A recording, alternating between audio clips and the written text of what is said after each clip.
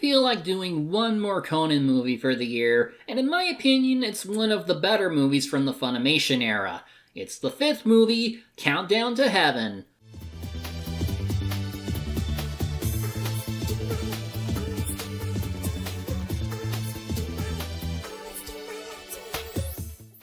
This is the first movie that featured the Black Organization, or the Syndicate in the Detective Conan English dub. It's an evil group that serves as the series' main antagonists, and its members and motives are shrouded in mystery. The lore around the villains has expanded over the years, but for this movie, we start with 2 bad guys, Jin and Vodka. Jin is a ruthless and intelligent hitman who seems to have plans on top of plans. Vodka is his yes man, who seems to get second chances despite his blunders. Originally, they were named Melchior and Caspar in the English dub, but when the writers realized they were meant to be named after liquor, they changed those names back. That retcon was doable in the manga, but not for the Funimation dub. At the time, it only got as far as halfway through season 3 of the TV anime, though the dub has it listed as 5 seasons, so it didn't get to introduce a key character that we'll be meeting. But I'll try and fill you in on who that person is, so let's start the countdown to heaven without dying. We open with a view of Mount Fuji, as Doc Agasa is out camping with the Junior Detective League. They like going out a lot despite all the murders that tend to happen wherever they go. How have they not been traumatized by this point? We'll never know. They pass by a pair of towers in the same city that Conan solved the Leo case. 19 meters and the other 294 meters. They are the tallest twins in the entire country. You don't say. Sure, hope nothing bad happens to those towers. As the group is eating dinner, George tells Mitch to eat all his rice because his mommy told him to never waste it. This prompts Doc to give a history lesson on how rice is made with a touch of wordplay. I'll never get over how this series changes names like in the Ace Attorney games, yet it's still set in Japan. His character for happiness looks like 77 in cursive. And white in kanji is 100 with 1 line missing. And now you're probably wondering who this new kid is. This is Vi Greythorn, or Ai Haibara, voiced by Brina Palencia and Megumi Hayashibara. She first appeared in an episode that Funimation didn't get to before dubbing this movie. Like everyone going forward, I'll be calling her Anita Haley, which is her name in the English manga. The movie recap does explain that she's actually a teen named Shiho Miyano, a former scientist for the Syndicate with the codename Sherry, though this movie mistakes her as Shelly. Her older sister Akemi also worked for the Syndicate, but when she died, Shiho escaped, with the same drug that turned Jimmy into a kid. So she fled the Syndicate in child form until Doc took her under his care. Since then, she's been living with him and is a major ally to Conan and his friends. There's more, but let's move along. That night, we see George come out of the bathroom and see Anita calling someone on the phone. He's too tired to ask her anything, but we see her say that she will be going to the Twin Towers and that he will be there. In the following scene, we see that she might have been talking to Vodka, who tells Jin about what he learned. I hear they call those twins the closest place to heaven. They won't have far to travel. So Jin is voiced by Troy Baker and Kiranosuke Sasaki, while Vodka is voiced here by Chris Sabat, replacing Kyle Hebert, and Fumihiko Tachiki. Originally, it was thought that this series would end after 1 season and 1 movie, so these two didn't appear as much even when they did in the manga. This also affected a certain case that would have hinted at She-Hulk's role, though we'll get to that. The recap also mentions 3 other characters who know that Conan is Jimmy. Those include his parents, Booker and Vivian, as well as another high school detective named Harley Hartwell. Thought I could bring them up, though none of them appear in this movie. Next morning, George asks Anita who she was talking to last night, but she denies it. The kids also play this quiet game where they use a stopwatch to see who's the closest to counting to 30 seconds without assistance, and Amy is really good at it. Anyway, since Doc promised to take them to the Twin Towers, he does so while heading home. They run into Richard, Rachel, and Serena, and learn that the girls were following him because they suspected him of foul play for not mentioning the invite he received from Madison Monroe, the owner of the Twin Towers, and Richard's former classmate. Also greeting them is her secretary, Sherilyn, voiced by Lydia McKay, who gives them a tour of the taller building. It's mostly office space with a few showrooms, and the company seems to specialize in computer software. Does that mean they got video games too? Sweet, I can't wait! The most realistic thing these kids have desired? In one room filled with game stuff, we meet managing director Zachary Hara, voiced by Jackie Cabe. He shows them a machine that can predict what you look like 10 years from now. Doc and Amy try it, and at least for her, she resembles what she would look like in the Stranger from 10 Years Later OVA. Other characters test out the machine, except for Conan and Anita. They don't want to give away who they once were, but everyone forces them to try. This leads to an error. Either it doesn't work because of what they're undergoing, or Could mean that neither of us will exist 10 years from now. I was going to say it ran out of paper or ink. Didn't have to be so negative there. Moving on, they take the VIP elevator to the 75th floor where the grand opening party will be held. It's so high up, you might as well be in heaven. They finally meet Monroe, voiced by Elizabeth Bentley, along with a few other noteworthy associates. First there's Kizaragi, voiced by James Steffens, her art instructor known for his paintings of Mount Fuji. Then there's Councilman Odell, voiced by Brandon Potter, who helped in the construction of the buildings. Finally, there's Theodore Radcliffe, voiced by Travis Willingham, the architect of the towers. He once studied under Leo Joel, the main villain from the last Conan movie I reviewed. These are my buildings, so I certainly have no desire to blow them up like him. You might want to keep an eye on this one. The kids admire the view of Mount Fuji, as well as the second tower, which doubles as a hotel. It has a pool on the roof with a dome that can open and close depending on the weather. Odell, while drunk, wants to get a room in the hotel and possibly alone time with Madison. We also learn that she bought Kisaragi's paintings only to sell them, which rubbed him the wrong way. Oh, and Hara likes chocolate, and the kids want some too. He also wants their help in designing a game, so invites them over to his place. I live in Soho. And where are you guys from? The three of us live in Baker. Would the three of you like to come by next Sunday?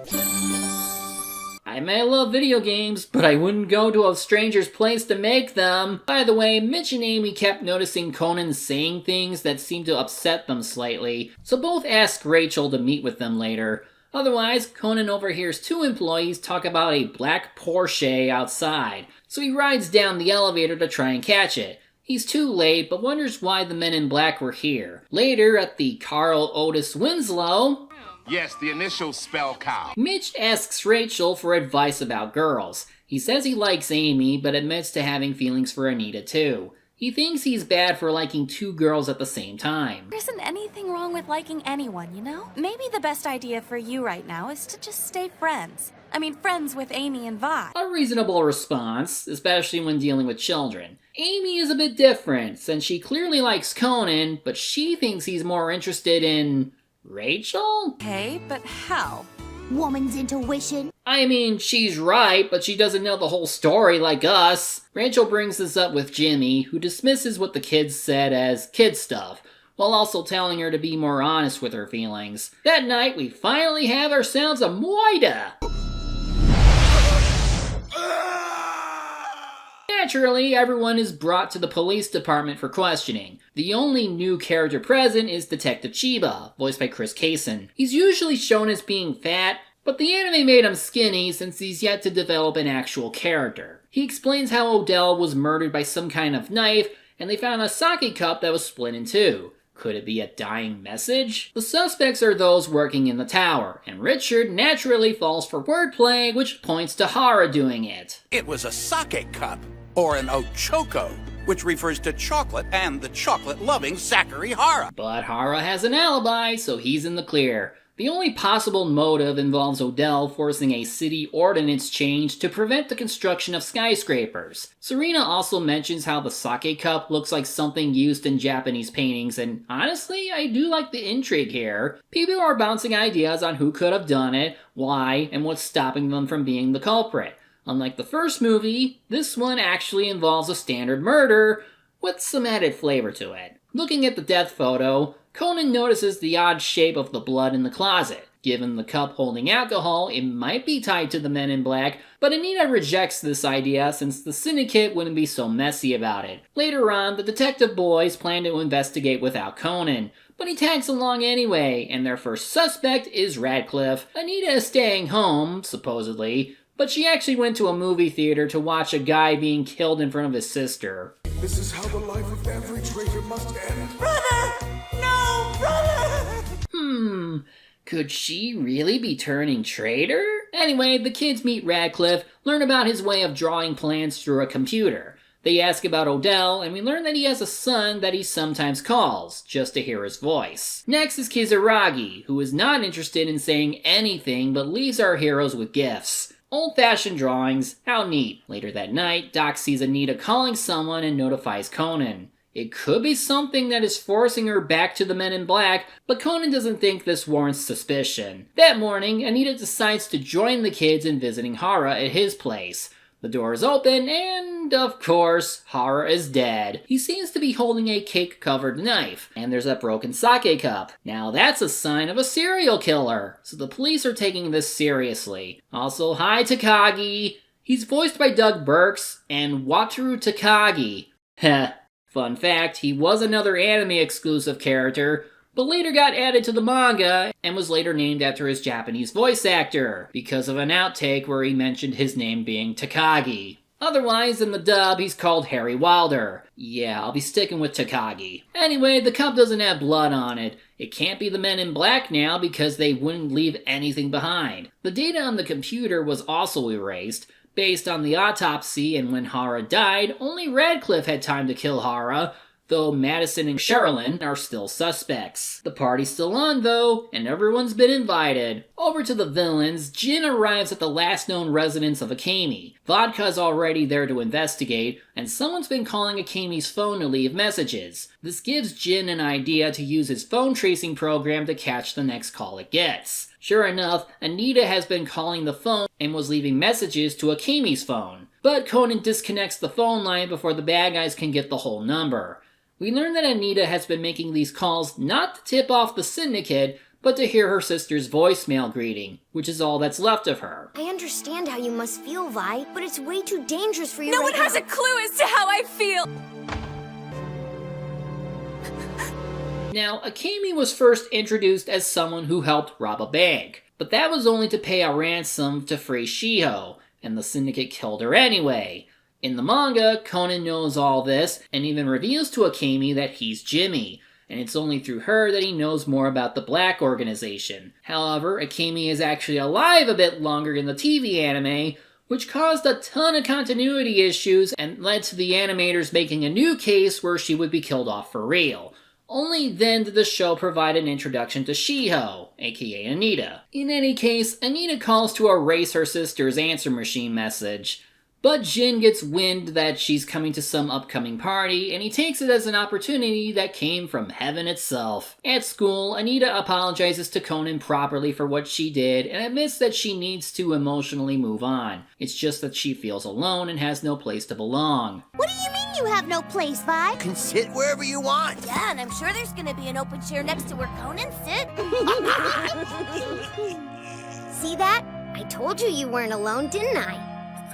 If there's one thing these kids are essential for, it's to provide a source of healing for Anita. She probably never had a proper childhood, so her turning back to a kid is akin to a second chance in life. She does come to see the Junior Detective League and Doc has found family, and it's just good seeing that point brought up in this movie. That night, someone is sneaking around Tower A, doing some possible sabotage for the film's next act. It's finally the day of the party. Everyone is getting ready to go, though Serena is a little late because she wanted to copy Anita's hairstyle. Conan thinks Hara might have worked for the Men in Black, and Anita agrees. Amy looks on and feels sad because Conan is interested in the other girls. At the party, we see a Ford Mustang convertible on the party floor, because Monroe is giving one away as a prize to one of the party guests.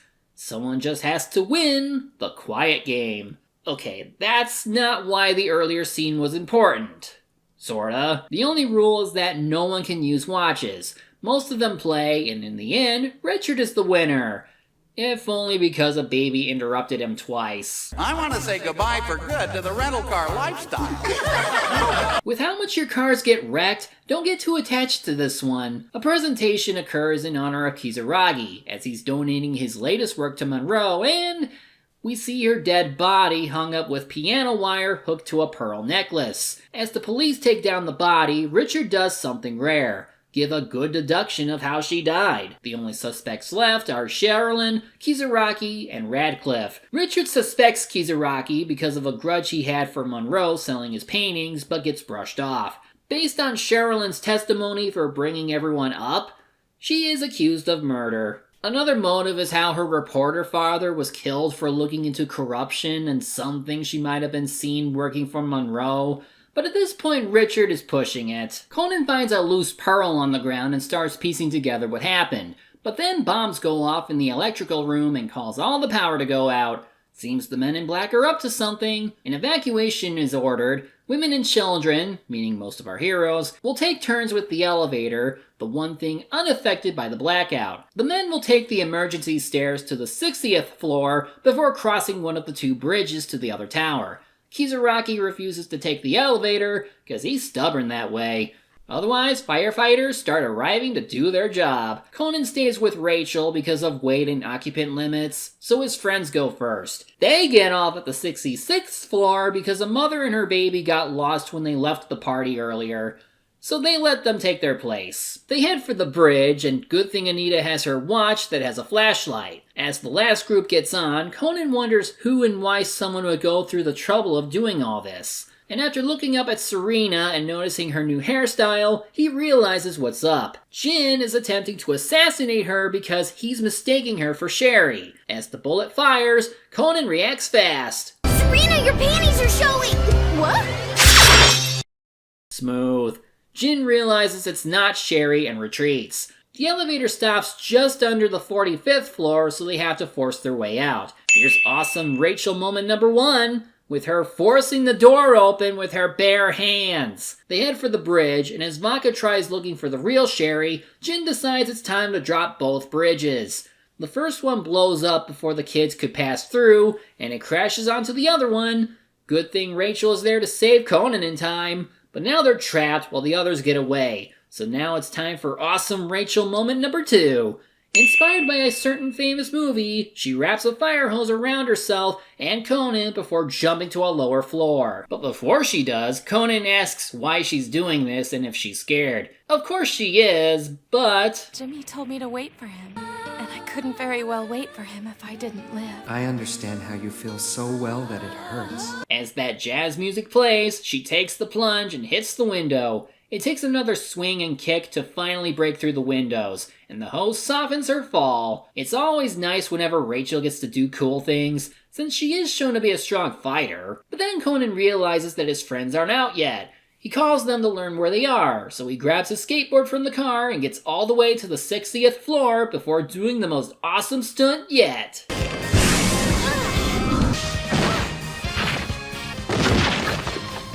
Well, now they can head to the roof and wait for the emergency copter. He sends the others to flag it down while he and Anita confront the culprit behind the murders. It's none other than Kizaragi. He swapped Monroe's necklace to one that wouldn't break, so when she was hooked to the wire, it was instant strangulation. With Hara, he didn't actually kill him, but he did take advantage of his death by leaving a split sake cup at the scene to make it look like a serial killing. I guess he was trying to stretch his alibi from the first killing into another. For Odell's death, he must have given him a wall scroll of his work to catch him off guard, hence the weird blood pattern on the wall. And Conan knows this because Kizaragi hid the pearls inside his cane, as it made a strange sound when he walked around with it. As for why he did it, it all has to do with Mount Fuji. For years, he traveled up a hill to make artworks of it. He would later build a house on the hill, so he would always be able to paint it, but then Monroe built her towers which blocked his view. And that woman destroyed it! This leads to the message behind the cups. They represented his anger at losing his muse, or his view was split because of the towers. He didn't split the last cup to make it look like the crime was still active, but Monroe's body did that for him. He then attempts suicide with poison, but Conan darts him before he can. He tells Anita that he suspected Kisaragi since going to his home and noticing the obscure view of Mount Fuji. Conan also thought that Hara grabbed the knife to leave a message of who killed him. Because it had a silver color, the characters for the word silver could also be used to spell Jin. So did Hara work for them before stealing their intel and hiding it in his company's computers? Anyway, Conan goes to check on the other kids while Anita stays to keep an eye on the culprit, but she notices something glowing behind the counter. Then, right as the copter arrives to pick up the stranded guests, Jin and Vodka decide to enact another plan.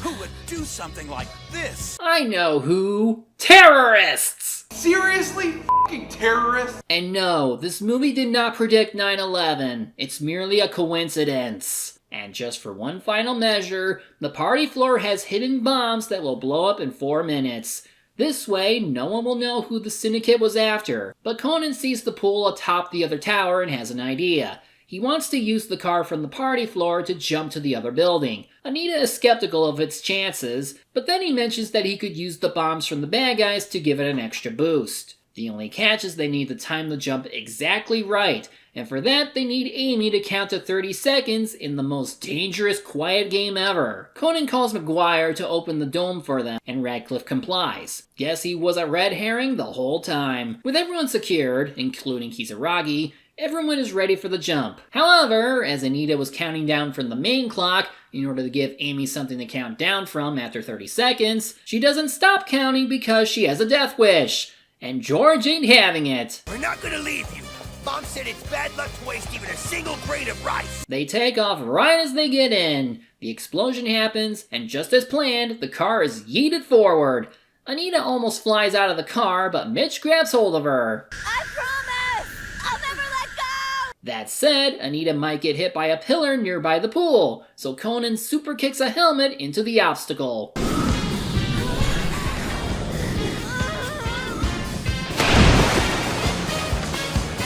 Hell yeah, that was epic! Vodka laments that Sherry wasn't there, just some kids and an old man, but Jin says it's fine because they did what was needed. Hara really was intending to betray them by selling the data, so nothing was lost there. With that, Kisaragi is arrested while Anita thanks the boys for saving her.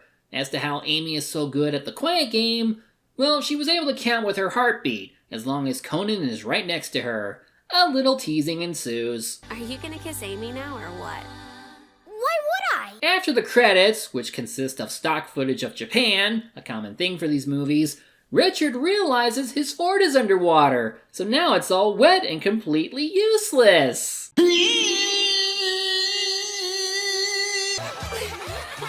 don't know. Dry her out, tinker with the engine, paint job, she'll be fine.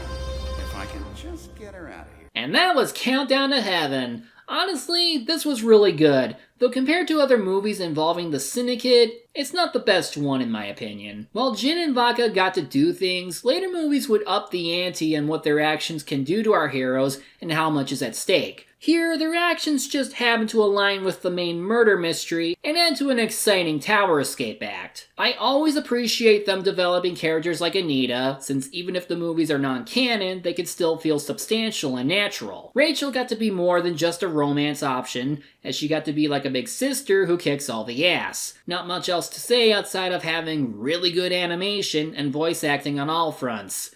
Definitely give it a watch. As for next video, well, I'm already taking chances with movies that could get me in trouble, so what's one more? Tune in next time when we finally look at Roller Gator.